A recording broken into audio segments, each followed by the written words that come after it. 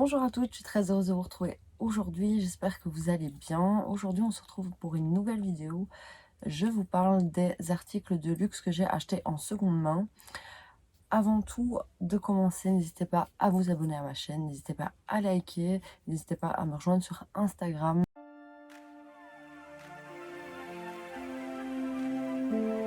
J'ai été très absente cette année. Cette année a été très difficile pour moi à cause du Covid. Pour celles qui le savent, j'ai un salon de coiffure et j'ai dû fermer 3 fois cette année mon salon de coiffure. Sur un an de temps, j'ai fermé 8 mois mon salon de coiffure, ce qui a été très très très difficile psychologiquement. Il faut à chaque fois remonter la pente et j'avoue que ici le dernier m'a un petit peu enfoncé un petit peu plus. Donc voilà pourquoi la raison de mon absence. Euh, voilà, ici j'avais envie de reprendre mes vidéos et à un moment je me suis posé la question, est-ce que je continue, est-ce que j'arrête? Et ça m'a tout simplement manqué. Je me suis dit non, il faut que je reprends mes vidéos. Donc voilà pourquoi je suis là aujourd'hui pour une nouvelle vidéo. Pour celles qui découvrent ma chaîne est plus axée sur la mode, le luxe. J'aime énormément le luxe, donc je vous présente quand même pas mal de produits de luxe, que ce soit nouveau ou d'occasion. Et aujourd'hui, justement, je vous présente de l'occasion. Passons aux articles que j'ai achetés. Ces articles n'ont pas été achetés sur Vestiaire Collective, ni Vide Dressing, ni Vinted, sauf un que je vais vous présenter. Celui-là, c'est un achat très récent que j'ai reçu la semaine passée. J'ai énormément de connaissances qui achètent, qui revendent, qui achètent, qui revendent, qui achètent, qui font que ça. Donc souvent, elles viennent vers moi, elles me disent voilà, je vends ça, je vends ça, je vends ça, je sais pas si ça peut t'intéresser, tout ça.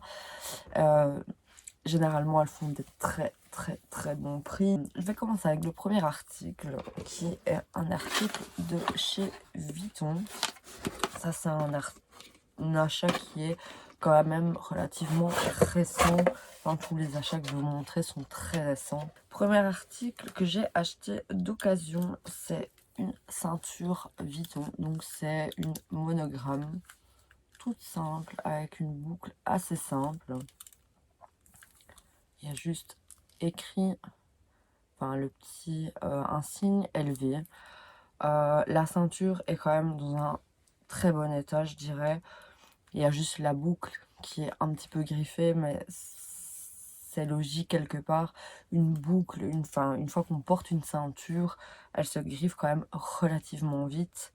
Ça reste du métal, donc il suffit qu'il y ait un frottement avec un sac, un frottement d'un vêtement, peu importe. D'office, la boucle, elle finira par se griffer. Mais voilà, c'est des griffes quand même relativement superficielles, ce qui ne me dérange absolument pas. On voit au niveau de la toile que la toile est relativement nickel. Il y a juste ici, on le voit d'ailleurs, que la ceinture part un petit peu comme ça.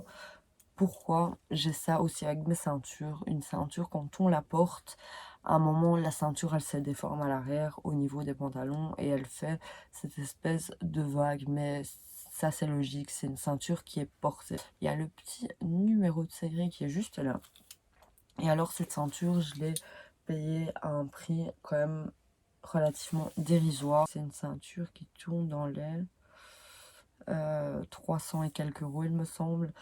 Et je l'ai payé 90 euros. Pour la simple et bonne raison que, en fait, elle a rajouté des trous à la ceinture. Une chose qui ne me dérange absolument pas. D'ailleurs, je vais en rajouter un moi-même parce qu'elle est un petit peu trop grande. Mais voilà. Elle la vendait juste parce qu'elle a rajouté 3 trous, 4 trous à la ceinture. Donc voilà la raison de la vente qui est quand même assez démocratique, je dirais, pour une ceinture Vuitton dans l'Antoro. On n'en voit pas tous les jours, surtout pas dans un état comme celui-ci, parce que pour moi, elle reste dans un bon, voire très bon état, mis à part les petites rayures au niveau de la boucle, mais la toile est intacte et elle est encore très très belle. Passons au deuxième article. Donc c'est un article de chez Gucci. Vu la boîte, je ne sais pas si vous pouvez vous douter de ce qui peut se cacher à l'intérieur, mais voilà, n'hésitez pas à me le mettre en commentaire si vous avez une petite idée. Vu le pochon, c'est une ceinture Gucci. J'ai la facture de la ceinture avec son prix initial. Elle est comme ceci. C'est une magnifique ceinture. Elle est absolument sublime. Et cette ceinture, elle est très proche du neuve. C'est indéniable, elle est très très proche du neuve. On le voit que c'est une ceinture qui est très très peu portée. D'ailleurs, elle est pratiquement pas déformée au niveau de l'arrière. Il y a 2-3 petites griffes au niveau du cuir, mais qui est à peine visible. Le seul petit inconvénient, c'est que à cette ceinture, il n'y a que 3 trous. Ça, c'est le seul souci. J'hésite à refaire des trous pour moi parce que au niveau de la taille, ça bloque un petit peu. Elle est un peu trop grande si je veux la mettre au niveau de la taille. Donc, comme d'habitude chez Gucci, on a le numéro de série, le code de la ceinture, la taille. Elle est complètement ornée de strass. On verra la caméra. Elle est absolument sublime cette ceinture. Elle est vraiment sublime de chez sublime. Il manque aucun strass, rien du tout. Elle est nickel, aucune griffe au niveau du métal, que ce soit arrière ou avant sur les côtés. Elle n'a absolument rien. C'est une ceinture qui coûte en boutique 550 € et moi je l'ai payé 300 €. Je trouvais que c'était quand même un très très bon prix pour une ceinture qui est pratiquement neuve. Elle est vraiment dans un excellent état et elle est juste mais sublime. C'est un vrai bijou cette ceinture. Passons à la troisième pièce que je me suis achetée. Donc c'est une pièce de chez Balenciaga. Vu la boîte, vous pouvez sûrement vous douter de ce que ça peut être. Et c'est des triple S. Donc j'ai le détail des sneakers, le prix initial 745 €. Je trouve ça quand même relativement excessif pour des sneakers. Je pourrais pas mettre 745 € pour des sneakers pour la simple et bonne raison, c'est que des chaussures on a tendance à les abîmer beaucoup plus, surtout que je mets beaucoup plus de sneakers que des talons. J'ai déjà acheté des chaussures neuves à des prix beaucoup plus élevés, comme des Vuitton, mais voilà, je les mets moins souvent parce que c'est des talons et pour moi les talons pour travailler je peux plus, c'est plus possible. Je le faisais il y a quelques années mais maintenant je ne pourrais plus, je suis très souvent à plat ou des petits talons. Donc c'est ce modèle-ci de triple S. Elles sont très belles, j'aimais bien le combo de ces différentes couleurs. Maintenant on aime ou on n'aime pas. Cette grosse semelle assez imposante, faut vraiment aimer. Moi j'aime bien ce style encore de chaussures, ça donne vraiment un style à une tenue, enfin ça donne vraiment, ça rehausse un look. Quand je les ai reçues, elles étaient impeccables, elles étaient pratiquement neuves, elles les avaient portées que 2-3 fois, l'étiquette était intacte sur la sneakers, vraiment pour dire que elle les avait portées vraiment que quelques fois. Voilà, moi j'ai fait des petites taches dessus, mais je travaille avec. Donc une tache de colo, c'est vite fait, même si je les frotte très vite. Parfois il y a des taches qui partent moins bien que d'autres. Mais voilà, elles sont très très jolies. Et franchement, pour le prix, je ne suis absolument pas déçue. Je les ai payées 300 € hors frais de port. Et voilà, avec les frais de port, ça s'élève à 10-11 € avec assurance. Elle me revenait à 315 €, je dirais max. On est à du plus de 50% quand même sur la sneakers. Quatrième article, c'est encore un article de chez Balenciaga. Ici, c'est une paire de mules qui ont été achetées sur farfetch.com. Donc, j'ai l'étiquette Farfetch. Elle coûtait 425 € de base. C'est des crocos effets Sky Skin Matte. Je vous les montre tout de suite. Elles sont sublimes. Je les ai reçues absolument nickel. Je les ai portées 2-3 fois, mais à la maison, pas en extérieur. Elles se présentent comme ceci, donc c'est vraiment effet croco. Je les ai vraiment portées que à la maison. Elles sont dans un état, mais très très bon état. Elles sont nickel de chez nickel. Et franchement, je les ai payées 120 €. 120 €, c'est absolument rien par rapport à son prix initial, 425 €. Elles sont absolument superbes. J'ai hâte de les sortir quand il fera un petit peu plus chaud. Cinquième article, c'est un accessoire de chez Chanel. Cette petite merveille, je l'ai acheté sur Instagram. Je suis plusieurs pages qui vendent exclusivement de la seconde main, de luxe. Il y en a tout un tas. Il y a Dynalux, il y a Valois Vintage, il y a HK Vintage, je crois, il me semble. Enfin, j'en suis plein. Et je voulais vraiment m'acheter une broche. Et en boutique, il n'y en a aucune qui me faisait vraiment de l'œil. Je regardais vraiment un petit peu au niveau de l'occasion et je suis tombée sur cette pépite, mais qui est absolument magnifique. Elle se présente comme ceci. Elle est juste mais magnifique. Je l'adore, je l'aime d'amour. Donc elle est vraiment avec des petits diamants et elle est dorée. Je ne sais pas si on verra bien, mais elle est en finition dorée, mais je dirais plus une couleur champagne. C'est pas un doré qui est clinquant, c'est pas un doré super jaune. C'est vraiment un doré, c'est plus une couleur champagne. Elle est absolument magnifique. Elle est pratiquement en état neuf, honnêtement. Elle est juste sublime. Elle est magnifique. Elle est quand même grande, je trouve.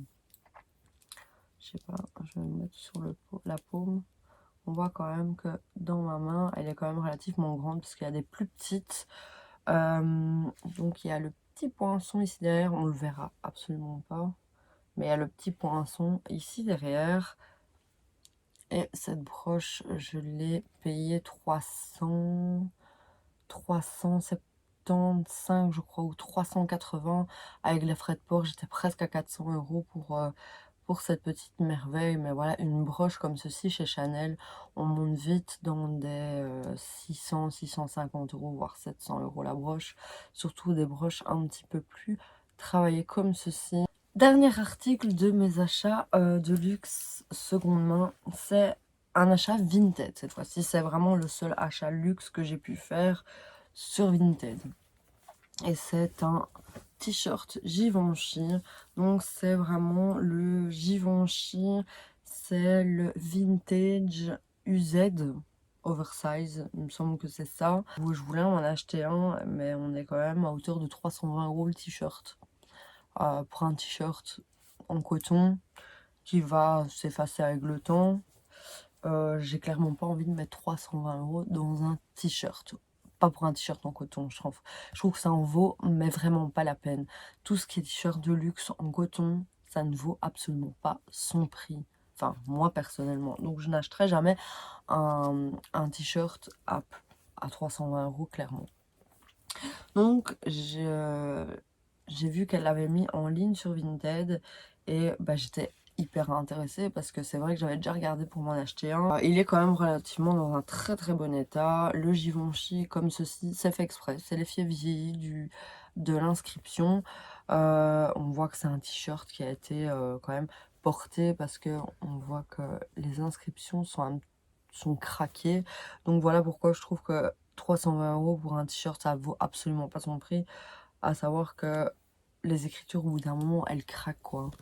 Et au bout d'un moment, ça finira par s'effacer. Donc, on voit le col, il est effet usé, donc ça, c'est tout à fait normal. Au niveau des manches et du bas aussi, il est en effet usé.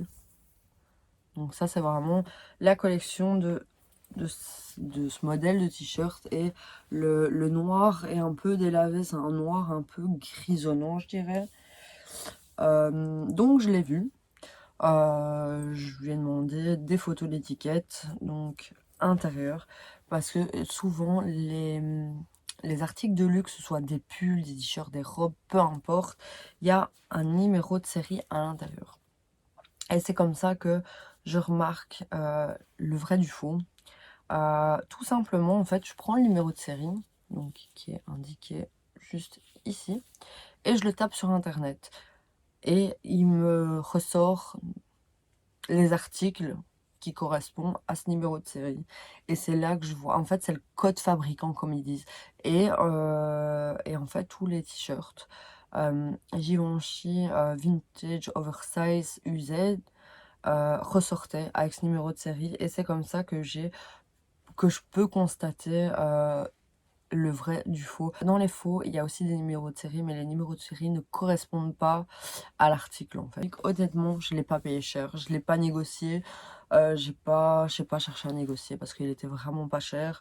Je pense avec les frais Vinted et les frais de port, je l'ai payé 45 € je crois, ce qui est un prix vraiment plus que dérisoire. Parfois, il faut faire attention quand c'est des prix trop peu élevés, mais parfois, il faut voilà, chercher un peu plus loin et vérifier, justement, comme je vous ai dit, par rapport au code fabricant, si cet article ressort sur Internet. Voilà pour cette petite vidéo, j'en ai fini avec mes articles de luxe de seconde main.